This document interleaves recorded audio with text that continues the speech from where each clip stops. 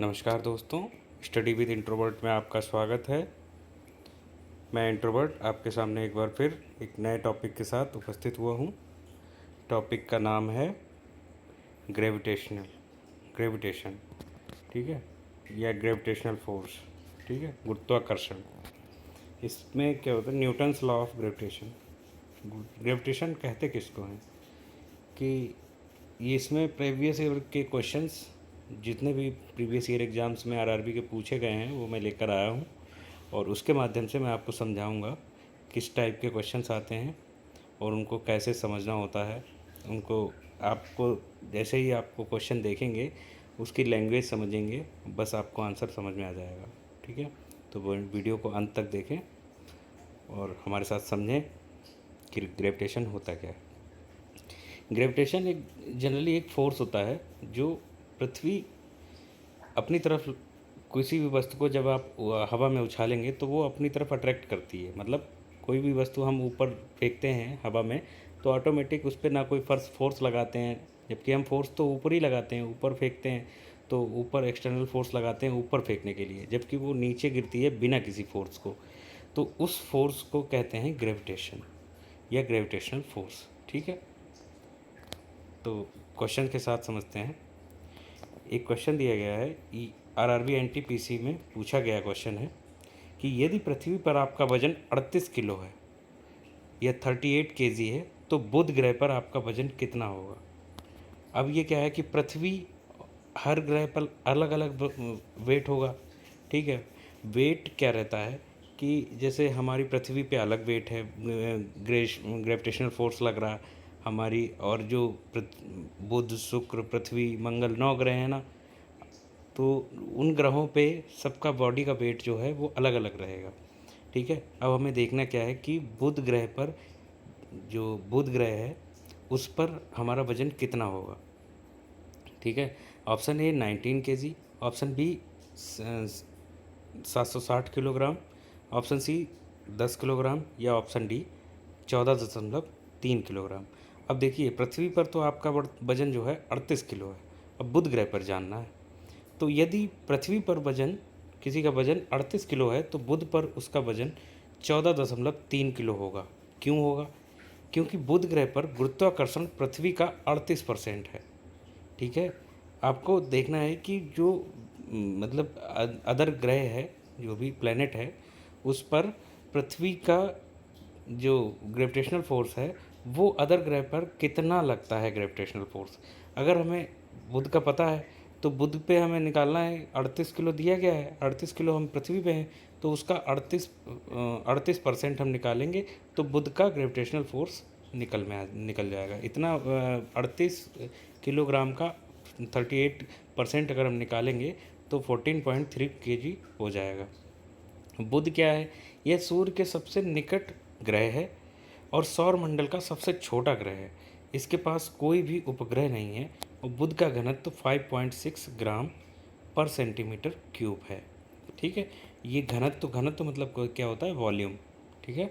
अब हमें आगे देखेंगे कि बुध पर क्या होगा, शुक्र पर क्या होगा, पृथ्वी के पर क्या होगा, मंगल पर क्या होगा, हैं, तो ऐसे बृहस्पति पर क्या होगा। हमें हर ग्रह का एक ग्रेविटेशनल फोर्स पृथ्वी के सापेक्ष निकालना पड़ेगा। पृथ्वी के सापेक्ष हमें पता होना चाहिए कि अगर हमें पृथ्वी पे लग रहा है मतलब 9.8 केजी पर वो वैसा लगता है ना ग्रेविटेशनल फोर्स, तो उतना ही पृथ्वी पर जितना लगा उतना ही अदर ग्रह पर कितना लगेगा, पृथ्वी के कितने परसेंट अदर पर लगेगा। तो अगर हमें जैसे दिया गया है पृथ्वी पर वेट हमारा 38 केजी है तो बुध पे हमने आसानी से निकाल लिया कि 38% लगता है तो 38% 38 का निकाल देंगे तो 14.3 किलोग्राम आ जाएगा, ठीक है। नेक्स्ट क्वेश्चन कि दिए गए दो कथन दिए गए हैं, इनके माध्यम से पता करना है कि कौन सा कथन सही है और गुरुत्वाकर्षण बल क्या है, ठीक है। तो दो कथन कौन कौन से हैं कि दो वस्तुओं के द्रव्यमान के गुणन का सीधा अनुपातिक है। गुरुत्वाकर्षण बल जो है बल के बारे में है कि दो वस्तुओं के द्रव्यमान के गुणन का सीधा अनुपातिक है। और दो वस्तुओं जो कथन नंबर 2 है, कि दो वस्तुओं के बीच की दूरी के वर्ग के सीधे अनुपातिक है। एक में कह रहा है दो वस्तुओं का गुणनफल है सीधा, ठीक है, मास का गुणनफल है, और एक में कह रहा है दूरी का स्क्वायर है, ठीक है। अब इसमें देखना क्या है कि क्या सही है और क्या गलत है। देखो, फोर्स जो ग्रेविटेशनल फोर्स होता है उसका जो है वो करते हैं कि वो हमेशा जो है उसका फार्मूला अगर रखेंगे तो फोर्स क्या होता है, directly proportional to m1 m2, मतलब दो द्रव्यमान दिए गए हैं, एक पृथ्वी पर है, एक सतह के ऊपर है, एक सतह के नीचे है, ठीक है। और g उसमें होता है ग्रेविटेशनल कांस्टेंट, और पर यूनिट मतलब मास का मल्टीप्लाई होता है और r से डिवाइड होता है, मतलब जो डिस्टेंस होती है r उससे डिवाइड होता है, ठीक है। इसमें क्या कह रहा है कि अगर अनुपातिक है मतलब डायरेक्टली प्रोपोर्शनल है, और दूरी के अनुपातिक है वो डायरेक्टली प्रोपोर्शनल नहीं है। तो इसमें ऑप्शन ए क्या कह रहा है कि केवल बी सत्य है जबकि ए असत्य है, ए और बी दोनों असत्य हैं, केवल ए सत्य है जबकि बी असत्य है, और ए और बी दोनों सत्य हैं। ये ग्रुप डी का क्वेश्चन है, ठीक है। तो आप क्वेश्चन तो समझे, क्या कह रहा है कि कथन दिए गए हैं दो वस्तुओं के द्रव्यमान का गुणन सीधा अनुपातिक है ग्रेविटेशनल फोर्स के, ठीक है। और बी कह रहा है कि वस्तुओं के बीच की दूरी के वर्ग को सीधे अनुपातिक है, ठीक है। जबकि फॉर्मूले के अकॉर्डिंग देखा जाए तो कथन ए सही है। कैसे कि force is directly proportional to m1 into m2 upon r square. r क्या है, डिस्टेंस होता है, दूरी होती है, ठीक है। और इसमें g कांस्टेंट लगा दिया जाता है तो ग्रेविटेशनल फोर्स इक्वल टू कितना आ जाता है, g कांस्टेंट है और m1 into m2 upon r square. तो न्यूटन के गुरुत्वाकर्षण बल के अनुसार ऑप्शन सी करेक्ट है।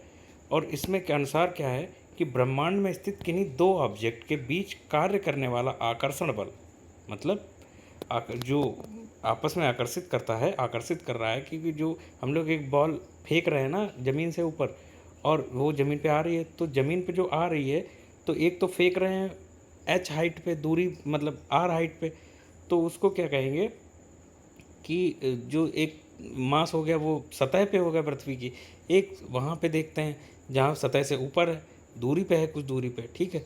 तो m1 m2 मान लिया उनको, मास को, और दूरी इनके बीच में क्या हो गई, r स्क्वायर, ठीक है। तो उनके द्रव्यमानों के m1 m2 के गुणनफल के अनुक्रमानुपाती है, मतलब डायरेक्टली प्रोपोर्शनल है, तथा उनके बीच की दूरी के वर्ग के व्युत्क्रमानुपाती यानी इन्वर्सली प्रोपोर्शनल है, ठीक है। इस प्रकार केवल कथन ए ही सही होगा, ठीक है। जी जो है, जी होता है कि ग्रेविटेशनल फोर्स का सार्वत्रिक यानी यूनिवर्सल ग्रेविटेशनल कांस्टेंट होता है जी, और जिसका मान जी का एक फिक्स्ड मान होता है। इसकी वैल्यू हमेशा फिक्स होती है 6.67 इंटू 10⁻⁻11 न्यूटन मीटर स्क्वायर पर केजी स्क्वायर, ठीक है। ये वैल्यू हमें याद रखनी है, 6.67 इंटू 10⁻11 न्यूटन मीटर स्क्वायर पर केजी स्क्वायर। और न्यूटन मीटर स्क्वायर पर केजी स्क्वायर क्या होती है, इसका ऐसा यूनिट है, ठीक है। नेक्स्ट क्वेश्चन, निम्न में से कौन सा प्लैनेटरी बॉडीज के लिए केपलर के नियम में से एक सही है। केपलर एक साइंटिस्ट थे, इन्होंने नियम दिए थे, ठीक है। अब ये प्लैनेटरी बॉडी मतलब ये ग्रहों के लिए देख रहे हैं, ठीक है। एक तो इसमें क्या कह रहे हैं, ऑप्शन क्या है, ऑप्शन में से एक हमें केपलर लॉ को जो फॉलो कर रहा है उसके बारे में बताना है, ठीक है। आरआरबी एनटीपीसी में पूछा गया क्वेश्चन है, ये बहुत ही इंपॉर्टेंट है, ठीक है। कि ऑप्शन ए पढ़ देंगे कि एक ग्रह जो ग्रह पथ दो केंद्र बिंदुओं में से एक पर सूर्य के साथ एक अंडाकार होता है, ठीक है। ग्रह पथ जो है, ग्रह पथ अंडाकार है, सूर्य के सापेक्ष देख रहे हैं। एक ग्रह जो सूर्य को जोड़ने वाली एक रेखाखंड के समय के बराबर अंतराल के दौरान बाहर बराबर क्षेत्रफल बनाती है, ठीक है। और यह एक कक्षीय अवधि का वर्ग अपने ग्रह पथ की अर्ध प्रमुख धुरी के घन के अनुपातिक होती है, ठीक है। अब कह रहा है प्लैनेटरी बॉडी है, प्लैनेटरी बॉडी होती है जो प्लैनेट होता है ना, वो क्या होता है, अपनी धुरी पे चक्कर काटता है, ठीक है, उसको कहते हैं प्लैनेटरी बॉडी। और कक्षीय ऑर्बिटल अवधि ग्रह के द्रव्यमान पर निर्भर करती है। अब ये कह रहा है कि प्लैनेटरी बॉडीज़ जो है केपलर के नियमों में क्या सही है। केपलर ने बताया था कि एक प्लैनेटरी बॉडी जब प्लैनेट होता है वो अपनी धुरी पे घूमता है और उसकी स्पीड जो है, जो घूमने की स्पीड होती है वो उसके वेट पर निर्भर करती है कि वो कितनी तेज़ चलेगी, कितनी तेज़ घूमेगी, है ना, कितने समय में वो एक चक्कर अपना पूरा कंप्लीट करेगी। तो केपलर के नियम के अनुसार जो है ऑप्शन डी जो है करेक्ट है। प्लैनेटरी बॉडी के लिए केपलर के नियमों में सही है, क्या सही है कि सभी ग्रहों की कक्षा वृत्ताकार होती है। दीर्घ वृत्ताकार मतलब जो सरकमफेरेंस होती है वो बड़ी वाली सरकमफेरेंस के होती है तथा सूर्य के इस कक्षा में नाभिक पर फोकस होता है। मतलब हमेशा केंद्र की ओर उनका जो है वो घूमते हैं, केंद्र उनका होता है धुरी पे, अपनी पॉइंट पे वो घूमते हैं ना एक पॉइंट पे। और ग्रह को जोड़ने वाली रेखा समान समय अंतराल में समय का समान क्षेत्रफल तय करती है। मतलब जो स्पीड होती है वो एक समय अंतराल में स्पीड भी सेम रहती है और जब स्पीड सेम रहेगी तो एरिया जो है वो हमेशा सेम रहेगा कि एक टाइम पीरियड ले लिया, उसमें जब स्पीड सेम है तो वो उतना ही एरिया कवर करेगी। ठीक है। ग्रह द्वारा सूर्य की परिक्रमा के आवर्तकाल का वर्ग अर्ध दीर्घ अक्ष के घन के समानुपाती होता है कि जो वो परिक्रमा करता है उसमें आवर्तकाल मतलब टाइम पीरियड कह रहा है कि जितना भी वो घूमता है और उसमें जो है अर्ध दीर्घ अक्ष मतलब अगर आधे से देखा जाए, आधा आधा कर दिया जाए, उसके सरकमफेरेंस को आधा किया जाएगा तो उसमें अर्ध आवर्ती वो हो जाएगा, जैसे एक पेंडुलम जैसा कार्य करेगा ना। तो पेंडुलम में क्या होता है, आवर्ती एक टाइम पे वो उसका एरिया जब वॉल्यूम निकालेंगे तो उसके जो है समानुपाती रहेगा। समानुपाती मतलब डायरेक्टली प्रोपोर्शनल रहेगा कि अगर एरिया बढ़ेगा तो जो है स्पीड बढ़ेगी, आवर्तकाल बढ़ेगा, है ना, और अगर एरिया कम होगा तो स्पीड कम होगी, आवर्तकाल कम होगा। ठीक है, क्वेश्चन समझ में आ गया होगा। ठीक है, आंसर समझ में आ गया होगा। नेक्स्ट क्वेश्चन है, ग्रहों की गति के नियम की खोज किसने की। ये साइंटिस्ट का नाम पूछ रहा है कि जो ग्रह होते हैं वो एक प्रॉपर स्पीड में ट्रैवल करते हैं। ठीक है, मतलब घूमते हैं अपनी अक्ष पे, है ना, अपनी धुरी पे घूमते हैं वो। तो उन्होंने किसने इसकी खोज करी थी। अभी हमें पिछले क्वेश्चन में पढ़ा कि केपलर ने उसके बारे में बताया था। ठीक है, अब इसमें ऑप्शन पढ़ते हैं। Option Galileo, option B Einstein, option C Newton, option D Kepler. ये एनटीपीसी का क्वेश्चन है, 21 में पूछा गया था। ठीक है, जर्मन खगोलविद जोहान्स केपलर ने 1609 में अपनी पुस्तक एस्ट्रोनोमिया नोवा प्रकाशित की थी। उन्होंने ही ग्रहों की गति के नियम की खोज करी थी। ठीक है, जोहान्स केपलर। नेक्स्ट क्वेश्चन, ग्रहों की गति के नियमों का प्रतिपादन किसने किया। अभी पिछले क्वेश्चन में ही बताया हमने कि जोहान्स केपलर थे। अब इन्होंने क्या क्या किया है, क्या क्या बताया, उसके बारे में देखते हैं। कि कक्षाओं का नियम, कि वो कोई भी ग्रह है अपनी कक्षा पे कैसे घूमता है। ठीक है, क्षेत्रफलीय चालों का नियम। क्षेत्रफलीय चालों का मतलब कि जब हम कोई एक विशेष टाइम पीरियड लेंगे, ठीक है, और विशेष डिस्टेंस लेंगे उसकी, और उसमें क्या है कितना एरिया वो कर रहे हैं तो उसका क्षेत्रफलीय चाल निकाल रहे हैं। और परिक्रमण काल मतलब सरकमफेरेंशियल जो इस टाइम होता है कि एक सरकमफेरेंस में पूरा एक टाइम पीरियड में अपना वो चक्कर लगाते हैं, उनको कह रहा है कि सरकमफेरेंशियल जो टाइम होता है उनका नियम निकाला था कि वो कैसे एक टाइम मतलब एक निश्चित समय में निश्चित टाइम डिस्टेंस ट्रैवल करते हैं। ठीक है, नेक्स्ट क्वेश्चन, गुरुत्वाकर्षण का नियम किसके द्वारा प्रतिपादित किया गया है। जो गुरुत्वाकर्षण का नियम है मतलब ग्रेविटेशनल लॉ है वो किसके द्वारा दिया गया है। ठीक है, उसमें कहते हैं कि Galilei, option A Galilei, option B है आइजैक न्यूटन, ऑप्शन सी है अल्बर्ट आइंस्टीन और ऑप्शन डी है चार्ल्स डार्विन। तो गुरुत्वाकर्षण का नियम दिया था आइजैक न्यूटन ने। ऑप्शन बी है is the correct answer. NTPC में पूछा गया है, ये भी क्वेश्चन है।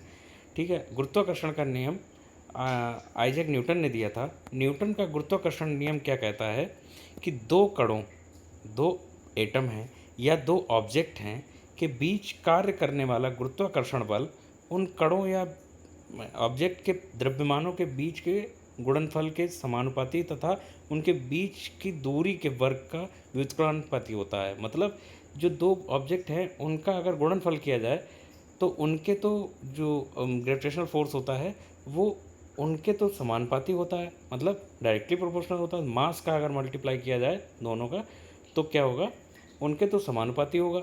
और जो उनके बीच में डिस्टेंस होगी, उनके डिस्टेंस का स्क्वायर के इन्वर्सली प्रोपोर्शनल होगा। ठीक है, नेक्स्ट क्वेश्चन।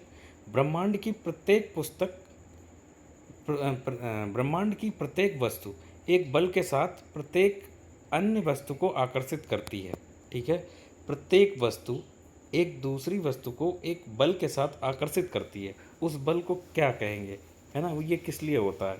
ठीक है, उनके अब कह रहा है, ऑप्शन कह रहे हैं कि उनके द्रव्यमान के गुणन के अनुपातिक और उनके बीच की दूरी के वर्ग के व्युत्क्रमानुपाती होता है। ठीक है, उनके द्रव्यमान के गुणन अनुपातिक और उनके बीच के, ये तो एक ही जैसे ऑप्शन दिए गए हैं। ठीक है, उनके द्रव्यमान के योग का अनुपात, उनके बीच की, एक फार्मूला हमने पहले भी बताया था, F is directly proportional to m1 m2 upon r square.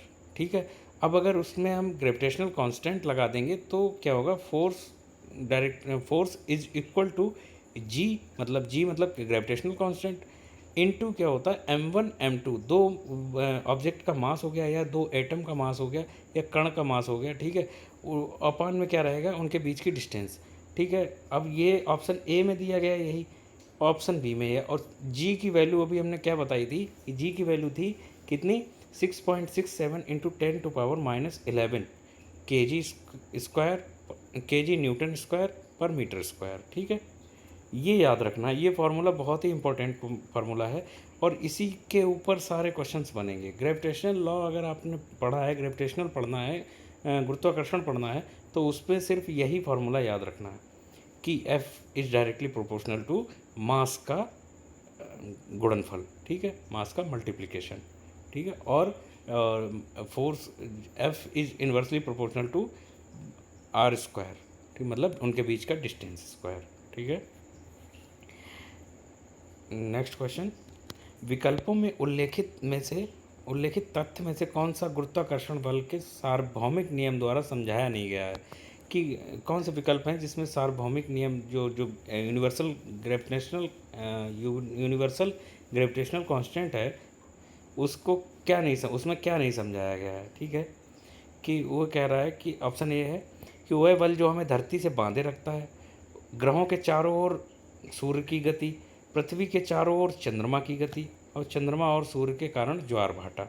तो उसमें सिर्फ ये नहीं समझाया गया कि ग्रहों के चारों ओर सूर्य की गति, संसार के किन्हीं दो वस्तुओं अथवा पिंडों के बीच लगने वाला गुरुत्वाकर्षण बल उनके द्रव्यमानों के गुणनफल के समानुपाती तथा उनके बीच की दूरी के वर्ग के व्युत्क्रमानुपाती होता है। अतः स्पष्ट है कि इस नियम के अनुसार ग्रहों के चारों ओर सूर्य की गति को नहीं समझाया जा सकता, क्योंकि सूर्य के चारों ओर ग्रह गति करते हैं, ना कि ग्रह के चारों ओर सूर्य गति करता है। समझ गए आप, सूर्य किसी के आगे चक्कर नहीं काटता, सारे ग्रह जो हैं सूर्य के आसपास चक्कर काटते हैं। ठीक है, नेक्स्ट क्वेश्चन। निम्न में से कौन सा एक कमज़ोर बल है। ठीक है, ऑप्शन ए गति बल, ऑप्शन बी गुरुत्वाकर्षण बल, ऑप्शन सी द्रव्यमान, ऑप्शन डी लघु रेंज बल। ठीक है, देखो जो भी हम एक्सटर्नल फोर्स लगाते हैं वो हाई ही होगा, हमेशा याद रखिएगा।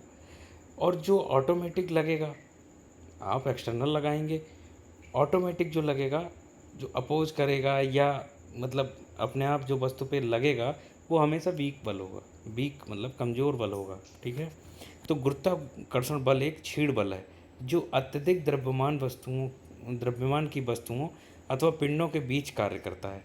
इस बल का प्रभाव समान पिंडों पर नगण्य होता है, कि जैसे अगर दो बिल्कुल सेम मतलब अब द्रव्यमान की वस्तुएं हैं तो उनके बीच में ग्रेविटेशनल फोर्स 0 होता है।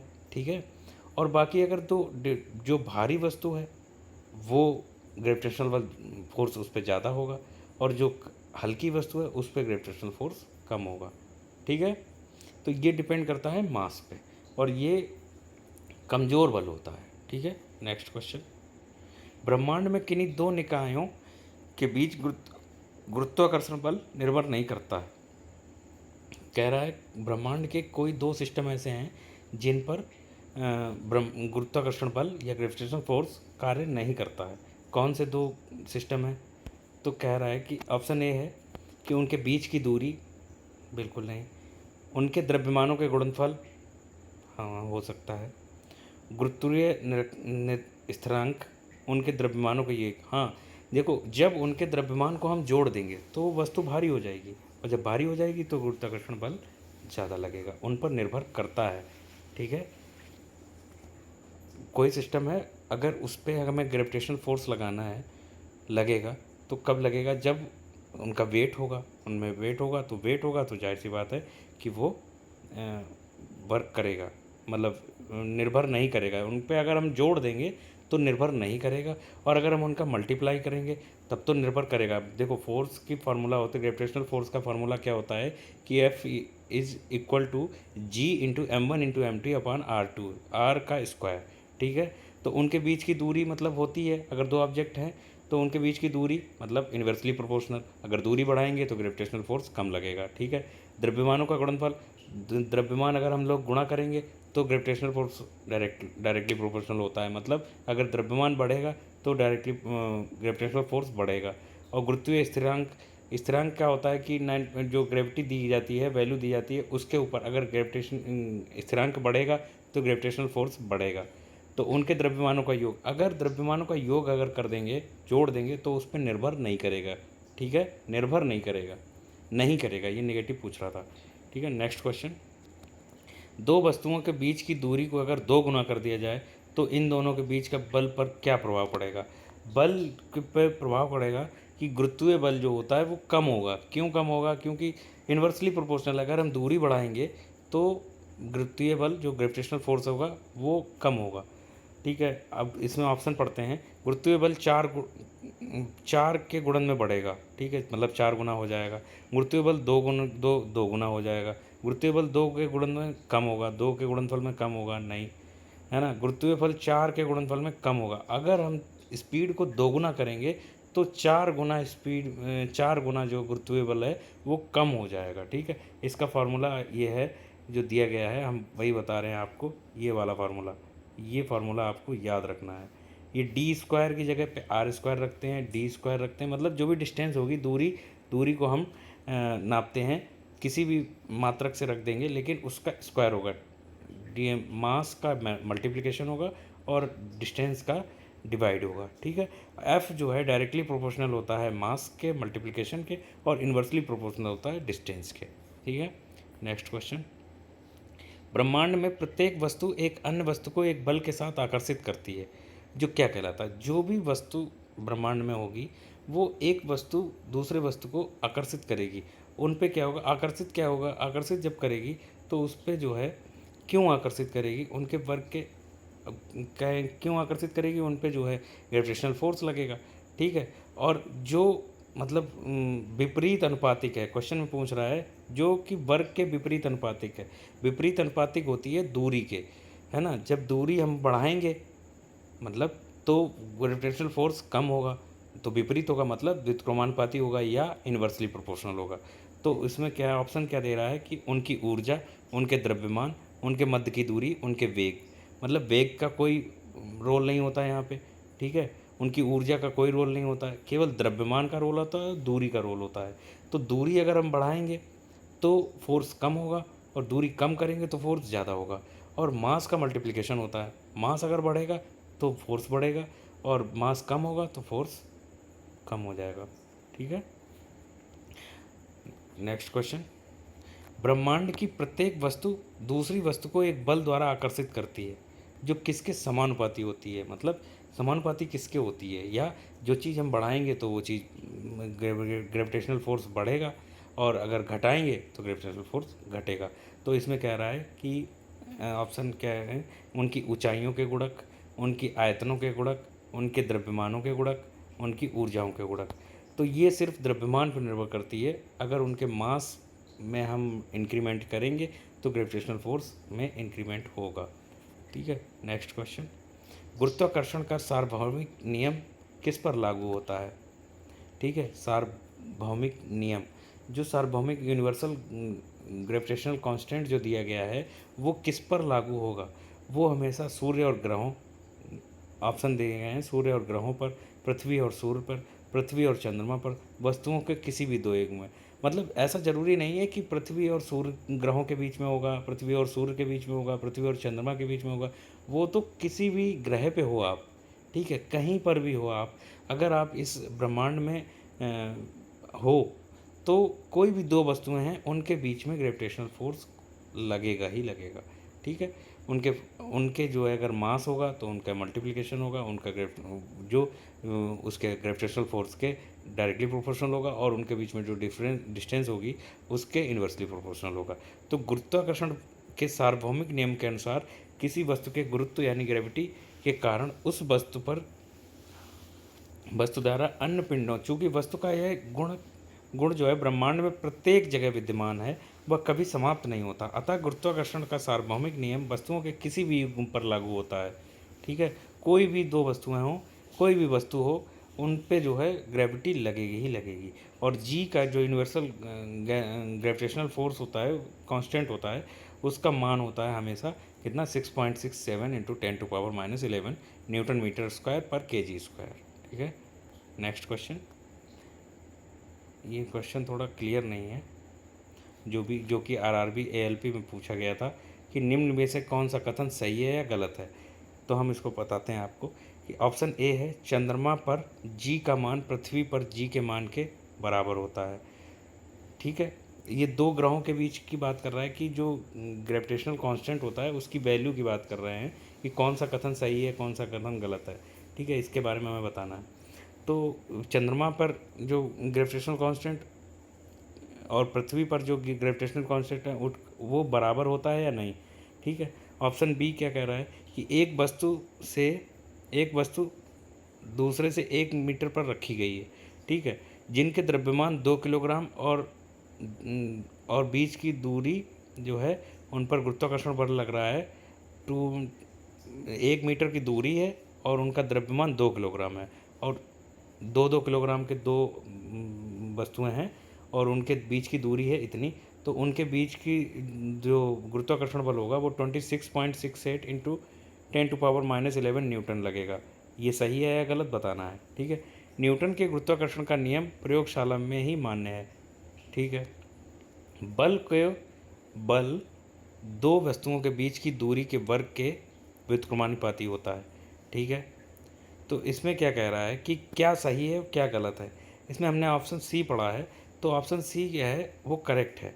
क्या कह रहा है कि न्यूटन के गुरुत्वाकर्षण के नियम के अनुसार किन्हीं दो पिंडों के बीच लगने वाला आकर्षण बल जो ऑब्जेक्ट के द्रव्यमानों के गुणनफल के अनुक्रमानुपाती तथा उनके बीच की दूरी के वर्ग के व्युत्क्रमानुपाती होता है। न्यूटन के नियम के अनुसार उनके बीच लगने वाला आकर्षण बल जो फोर्स होता है, जो अट्रैक्शन फोर्स होता है, अट्रैक्शन फोर्स या ग्रेविटेशनल फोर्स कहते हैं, वो जहाँ जी एक नियतांक है, ठीक है, जी जो होता है कांस्टेंट होता है, जी कांस्टेंट होता है, ठीक है। और उसमें कितना आएगा कि एक जो है वो गलत है, कौन सा गलत है कि सी जो है वो गलत है, बाकी सारे सही हैं। चंद्रमा पर जो पृथ्वी जी का मान होता है वो पृथ्वी पर जी का मान के बराबर होता है, कि चंद्रमा और पृथ्वी पर जो ग्रेविटेशनल फोर्स होता है वो सेम लगेगा। और अगर बी जो है, बी पर क्या होगा, बी में जो 1 मीटर की दूरी पर दो ऑब्जेक्ट 2-2 किलोग्राम के रखे गए हैं, तो उन पर जो गुरुत्वाकर्षण बल लगेगा वो 26.68 इंटू 10⁻⁻11 न्यूटन लगेगा, वो भी सही है, ठीक है। और दो वस्तुओं के बीच के दूरी के वर्ग के व्युत्क्रमानुपाती होता है, ये भी सही है। और जो इसमें कह रहा है ऑप्शन सी, वो जो है न्यूटन के गुरुत्वाकर्षण बल का नियम प्रयोगशाला में ही मान्य है, ये क्वेश्चन ऑप्शन जो है वो गलत होगा। ग्रेविटेशनल फोर्स हमेशा प्रयोगशाला में थोड़े ना लगेगा, लेबोरेटरी में नहीं लगेगा, वो तो कहीं भी लग सकता है, कहीं भी आप बाहर हैं, कहीं भी घर में हैं, कहीं भी लग सकता है। आप पृथ्वी की सतह पर हैं, आप उसमें क्या नाम चंद्रमा की सतह पर हैं, तो वो वहाँ भी ग्रेविटेशनल फोर्स काम करेगा। तो नेक्स्ट क्वेश्चन कहते हैं, पृथ्वी वस्तुओं को अपनी ओर आकर्षित करती है, यह किस कारण होता है।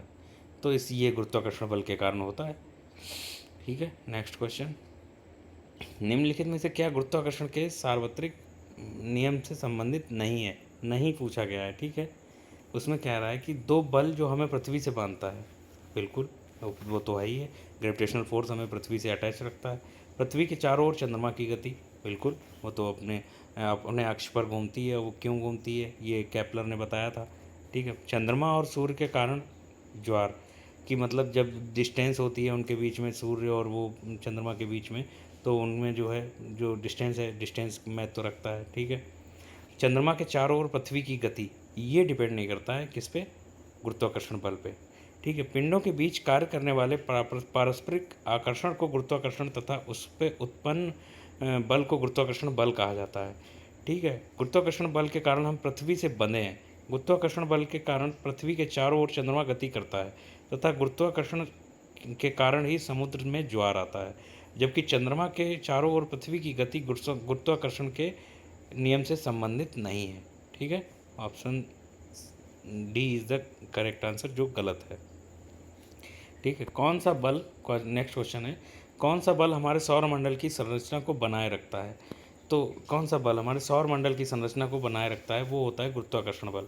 क्यों बनाए रखता है, कि उसमें जो है अब ग्रह अलग अलग उसमें है ना, 8 ग्रह हैं उसमें, और इसमें पृथ्वी जो बृहस्पति है वो सबसे बड़ा है ग्रह है, बुध जो है वो सबसे छोटा है, और अपन सूर्य के चारों ओर परिक्रमा कर रहे हैं, ठीक है। नेक्स्ट क्वेश्चन, निम्नलिखित में से कौन सा गुरुत्वाकर्षण बल का उदाहरण नहीं है। गुरुत्वाकर्षण बल का उदाहरण नहीं है पूछ रहा है, नहीं नेगेटिव पूछ रहा है, ठीक है। ऑप्शन पढ़ेंगे। ऑप्शन क्या है कि ग्रहों के वायुमंडल में उनसे अलग होने से रोकना, है ना, ये तो है ही है, गुरुत्वाकर्षण का ही उदाहरण है। यह ब्लैक होल के घूर्णन में सहायक है, बिल्कुल सहायक है। तारों को आपस में जोड़े रखता है, बिल्कुल जोड़े रखता है। चांद का उसकी कक्षा में उपस्थित होना, ये जरूरी नहीं है कि गुरुत्वाकर्षण बल के अपनी कक्षा में कोई ग्रह है तो वो क्यों उपस्थित है, ये जरूरी नहीं है, ठीक है। क्या कह रहे हैं, अरे सॉरी, ब्लैक होल वाला जो है हम गलत पढ़ गए हैं और गलत हम आंसर दे रहे हैं कि ब्लैक होल का गुरुत्वाकर्षण से कोई भी संबंध नहीं है, बाकी सबसे संबंध है। चांद अपनी कक्षा में है तो वो भी ग्रेविटेशनल फोर्स की वजह से ही रुका हुआ है।